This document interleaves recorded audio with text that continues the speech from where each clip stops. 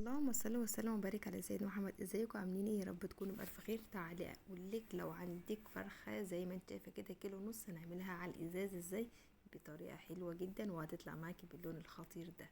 اولا احنا هنا الفرخه بتاعتنا نقعناها كده في محلول، ملح وخل وليمون، وبصوا شلنا منها اي ريحه زفاره. تمام. الفرخه بتاعتي ديت كيلو ونص، تمام، مش كبيره.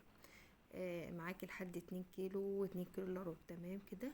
اول حاجه طبعا معايا هنا معلقتين كبار من الكاتشب، تمام، تدي اللون معايا حلو وتدي الطعم الحلو والتسكيره الحلوه اللي في الكاتشب. تمام. ما عندكيش كاتشب ممكن تضيفي صلصه. تمام. معايا هنا بصلايه مفرومه كبيره او بصلتين صغيرين، مفيش مشكله. هنزل عليهم يعني نزلت على الفرخه بالكاتشب وبالبصل بتاعي زي ما انتوا شايفين كده. وبعد كده نبتدي بقى ان احنا ننزل بالبهارات بتاعتنا. تمام. هنا برضو نزلنا بحوالي معلقتين من كبار من الزيت. تمام كده زي ما انتم شايفين كل حاجة قدامكم وانا موضحاها اهي.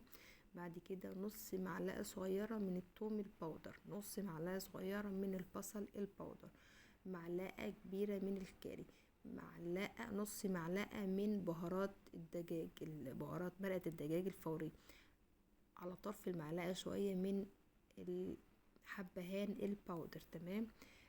معلقة كبيرة من الفلفل الاسود. تمام. والملح بتاعك، ومعلقة من البابريكا. وزي ما انتوا شايفين كده دي البهارات بتاعت اللي هي بهارات الفراخ، مرقة الدجاج الفورية. عايزه اقول لكم بتدي طعم حلو قوي قوي. معلقة صغيرة من الكاري. تمام.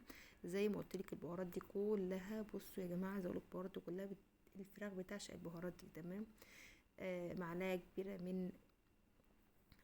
كبيره من البابريكا، هي مش المعلقه الكبيره او اللي هي الوسط الصغيره دي. تمام. مش الكبيره او اللي احنا بناكل بيها، اللي هي المعلقه الصغيره الاكبر من الصغيره بشويه. تمام. بصوا التتبيله دي انا هدعك بيها الفرخه كلها. بصوا مش هخلي حته من الفرخه غير وانا مدخله فيها التتبيله دي. بصي كمان تحت الجلد ممكن تدخلي كمان التتبيله دي، تدخليها تحت الجلد، بتخلي الجلد يشد معاكي، بتخلي لونه بيلمع، بتخلي طعم الفراخ حلو قوي قوي. هتسيبيها ساعتين 3 ليله كامله في التلاجة في التتبيله دي، مش هتقولك لا. كل ما بقت ما بقت خدت وقت اكتر في التتبيله، كل ما بقت احلى وطعمها احلى. عايزه اقول لكم ان ريحتها خطيره. هتبطلي تشوي فراخ بره تاني.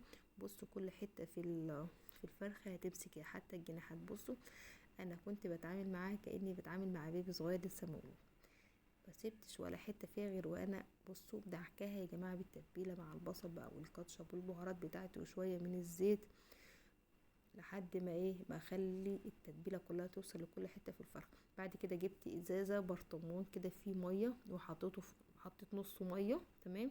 وحطيته في الصينيه زي ما شايفين كده، وقعدت الفرخه عليها ظبطتها، يعني حاولت ان الفرخه تبقى ماسكه نفسها ما تقعش.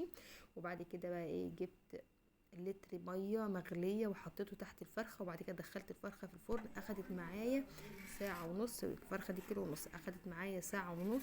اول حاجه اول نص ساعه على نار عاليه، وبعد كده اديت عليها النار خالص لحد ما اخدت اللون الحلو ده من غير شوايه ولا اي حاجه.